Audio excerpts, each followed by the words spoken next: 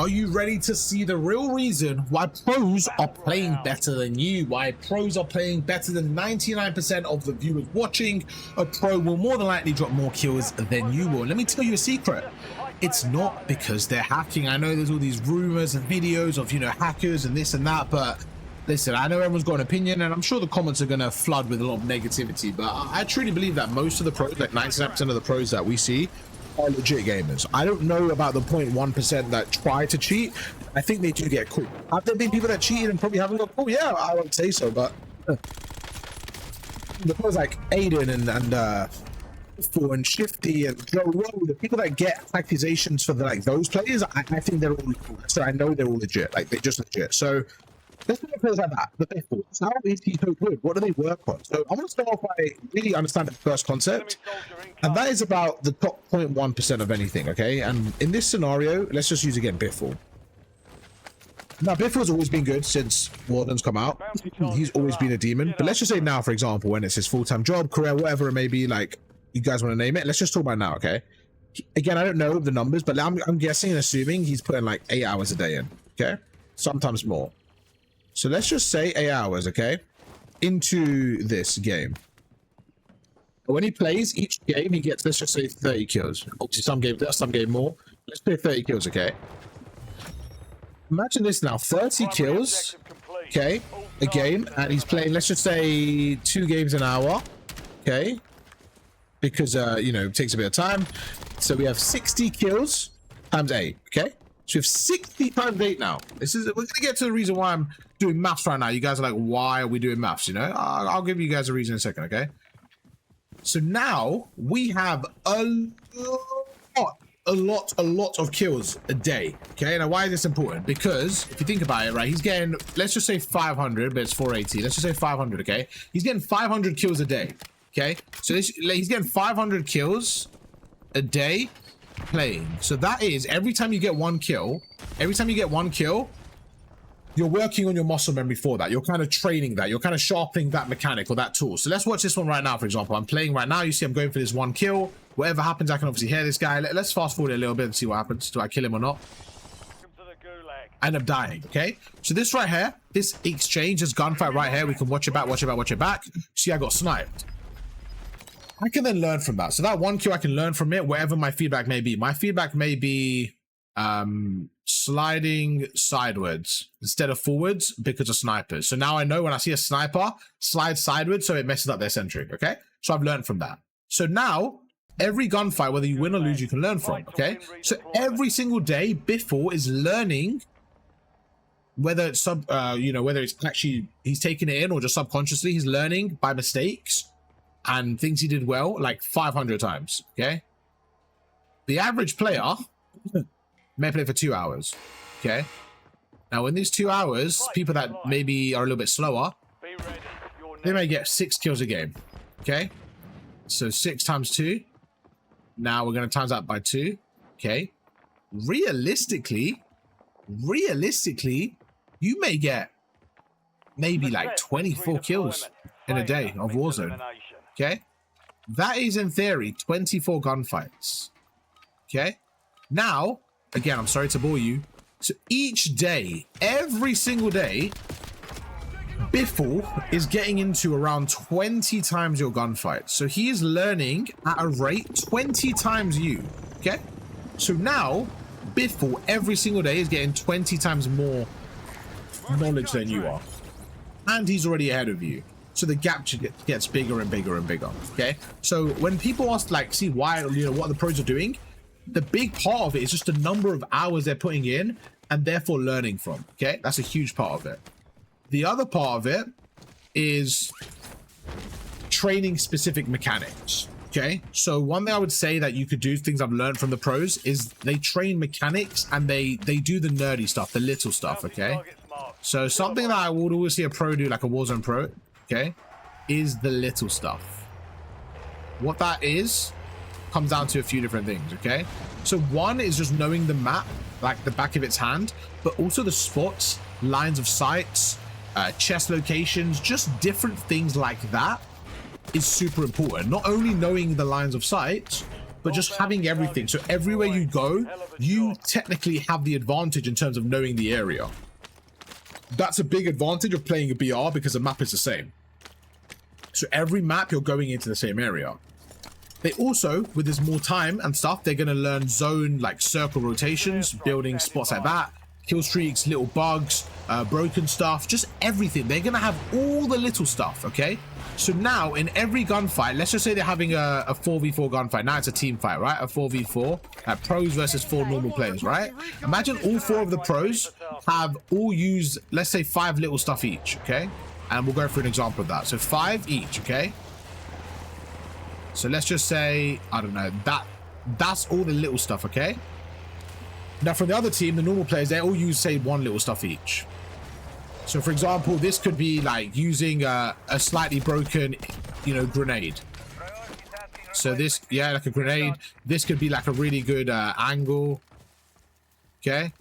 So these are things I'm talking about, like one thing. So that's like a grenade. That guy had a great angle. This guy had a good, I don't know. What did he have? Like, so we're talking about little stuff like, okay, mechanics and stuff. Maybe like stair glitch. Okay. So these like spots on the map that they learn. Now the other side of the pros, what they're going to have is the absolute meta. So they're all going to run the meta, right? They're going to know what meta to use. They're going to have all the mechanics kind of roll down. They're going to have best communication because they're all going to be having the best mics and actually speaking on Discord.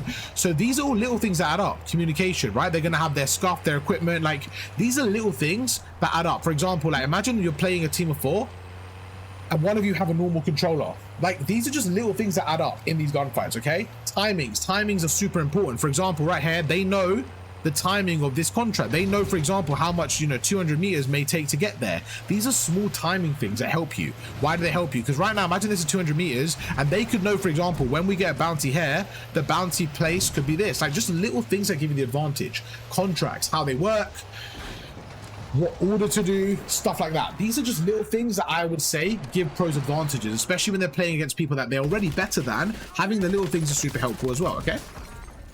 And the next thing is this kind of go back to point 1, but learning mechanics and just actually practicing mechanics. So right now, for example, this is a 1v1 situation, and right now my brain gave me like a formula. My formula here was, if I take this fight now and have like start shooting, if he is a good player and he jumps to the side, it may mess up my aim because I'm shooting, then he may kill me. So what I'm better off doing here is disengaging from this fight.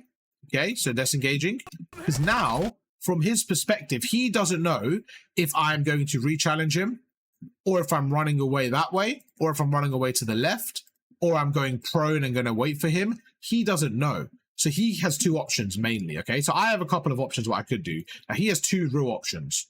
3 real options. Option number 1, so he's on the other side of this wall. Let's just do a little overlay like that, okay? He can either push this door, so we're going to give that option 1. Maybe hide in a corner around there, the other side of the wall. So we'll give that 2. Maybe hide, wait for me to push him. Or go the other door and go around like there, okay? That's option 3. So for me, what I'm going to do is not give him the option and me take control of the fight. So now I don't care what he does. I'm going to slide out regardless. So now, if he did option 1, which was push me, he would now be in my sight, but I'm moving to the right. So I'm harder to hit. And he gets caught by surprise. So now I have an easier gunfight than we had earlier. Or 2, he's in this left corner. I see him go there. Then I can slide out and pre-fire him. He doesn't know when I push. I know exactly where he is. This spot only works if it's a surprise. It doesn't work if I check it because it's a fast push for me. Or 3, he's going around. And if that's the case, I would see him here in the open and I'll get the kill. So that's called controlling the gunfight. Me doing that once there now is a repetition. Like it's a 1 rep, okay? So it's like the gym, you do 1 rep, okay? And then people say, how do you get muscles? You know, that guy looks so strong, whatever. It's thousands of reps, okay? So in the gym terms, imagine someone says like, you know, how do I look like you, right? And you say, oh, I've been training for 10 years and every day I go gym, you know, and you're like, oh, I go once a week. You're comparing this guy to you who's doing like just reps, forget everything else, right? Just pure reps, you're doing 10. So that gunfight I just did was 1 rep. Therefore, may do 1,000. Ada may do 1,000. So they're getting more reps than you, which is where they're learning more and becoming better, okay? Another thing is playing better players. You'll notice that they do kill races, they do customs, they do world record chases. These are things that make you play more competitive because you're more focused, you're playing more faster, you're playing more intense, you're playing just more of a higher level, that you're able to learn things. So that's what they do as well. They put themselves in competitive areas where they can learn things from their opponents. For example, Biffle may drop 30 kills and Aiden drops 50, right? Biffle realizes, oh, Aiden's using the DM10. Let me try that. That's a good weapon. Just drop 50 kills with it. And you learn from that. Or you may see like, okay, Aiden dropped this area, he did this. So when you play with good players, you start to pick up habits, good habits that they do, whether you're playing with them or spectating, wherever it may be, okay? So you just kind of do more, especially if you're 4-stacking with UAVs and you're going around the map. You're just going to get so many more kills as a team that you're just going to learn more with the repetition that we spoke about, okay? So what I would honestly say, watching the pros, like the biggest thing I learned is just how much time they put in. Another thing is VOD review. For you guys who know what a VOD review is, this is a VOD review right here. Imagine I'm watching this game back and analyzing it. Like right now, actually pausing it and thinking, right, there's a minute left. What could I have done? Da, da, da, da, da, da, da.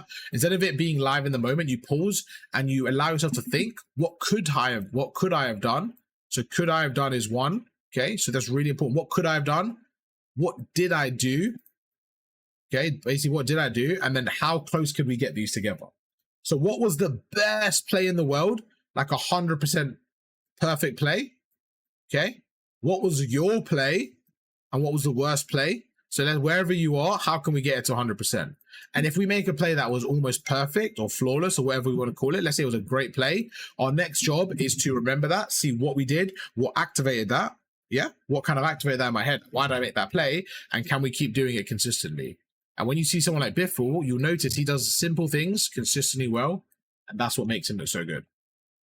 I've never watched him and seen like all 30 kills be crazy movement, finesse, stupid, like dumb stuff. It's just smart, basic Call of Duty, and it's not even like, it doesn't like look crazy. It's not like he did like a 720 no scope. It's just like, it just looks simple, and sometimes that's the best thing. Okay, so it's about how many times can you make simple things work. Right now I'm getting a loadie, so you see I've learned by using a smoke grenade. Other times I haven't. You just get repetition in. Okay, another thing is like watching pros play. Like right now, if you're trying to improve, like I just feel like watching pros play is such a good thing, but not just watching for entertainment, watching to learn. Like they're doing it in front of you. Like actually watch and have a growth mindset. Don't think, oh, they must be hacking. Like just assume they're not hacking and say, right, let me get to this level and how can I do it? And watch them, watch their every move. And this is what I do. Like I'll do it right now. Let's say I'm watching myself. Okay, ready? That sounds crazy, but let's say I'm watching this right now. Okay, ready? 3, 2, 1, go. Okay, so what I think I'm going to do is, okay, I think I'm going to probably go to the car, probably start chasing the bounty. I should probably start chasing the bounty right now. Just start getting some money up. I shouldn't have stood still right there. Yeah, so right now I probably shouldn't get that. I can either get that supply one right there. Oh, I could low-key go for that guy. I should probably go for that guy. Let's see what I do. What I should use is the car as a distraction. Use a car as a distraction, use a car on the left, and we jump out when I see him. Yep, use a car like that. So we see him right there. Okay, he's not looking. I should probably let go now. Let go now, let go now, let go now, let go now, let go now. Okay, so I actually ran him over. What I probably would have done is let go and use that head glitch. Let me back away and see what would have been the better play for going forward. So right now, going forward, I see him right there. See him right there, see him right there. I just feel like right now, the better play probably would have been to press X and I would have landed on this head glitch and then used my gun to kill him. But in the moment, I just ran him over. I don't know what the better play was. I think getting out was, but now that I paused it, I can kind of think and understand next time I'm in this situation, is it better for me to do 1, jump out, or 2, run him over? And so this is where I can pause and really just think to myself, and now I'm gonna think out loud.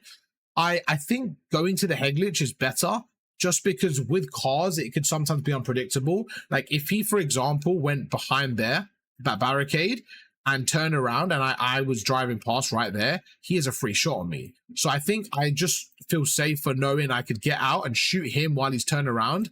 I have more chance of winning that gunfight than if I was to try and run him over and he somehow finesses around, you know? That's what I would say. And that's it. Yeah, that's kind of the main thing. So this is a VOD review. So now I'm like, okay, cool. Going forward, I learned from that. Even though I got the kill, I learned from it. And that's how you can improve as well, just by learning from your mistakes, seeing what the pros do, and just stuff like that, man. So hopefully this video was helpful. Oh, one more thing, sorry, shoot bots. If you guys have Black Ops 6, go to a private game and shoot bots. The reason why, it's super important, okay? I'm going to use tennis as an example here. Actually, no, I'll use that for another video. for another video. But anyways, what I'm going to say is the reason why you want to do that is actually super important, because every time you play, it's kind of like with sports. You want to play at a good level and you want to feel warm and ready. If you just go in without warming up, you're going to spend the first like 30-40 minutes kind of jittery and not playing yourself and not playing confident, and you're just going to kind of let yourself down, because half the time you're playing, you're going to be playing at a lower level than normal. Once you're warmed up, you then start playing, right? But you want to give yourself as much time in that warm-up state. Let's say this is you as a player, right? This is you warming up. Once you're warm, your hair, then you're a bit tired and you fall off again, okay? You shouldn't start playing here. You shouldn't start playing here. This is your ability. This is your ability right here, how high you can go as a player, okay? You want to spend as much time playing, like playing the game in this area here. So when you're tired, you want to get off. When you're warming up, you want to get off. When I say get off, is in that you don't want to be playing properly. This, you want to be using your time to warm up by shooting bots, okay? And then at the end, when you're a bit tired, you don't want to play, maybe VOD review. I think this is a better way of splitting your time in terms of efficiency. Or VOD at the start and bots. But sometimes people get bored, right? And then this should be gaming. This should be gaming, like making, you know, playing Warzone, etc. Like rank play, wages, whatever, stuff like that now. You know what I'm saying? Hope you guys enjoyed the video. If you did, drop a like, subscribe, and I'll catch you guys for another one tomorrow. Let me know what kind of topics you guys want to see. And yeah, I'll catch you guys for another one tomorrow. Peace.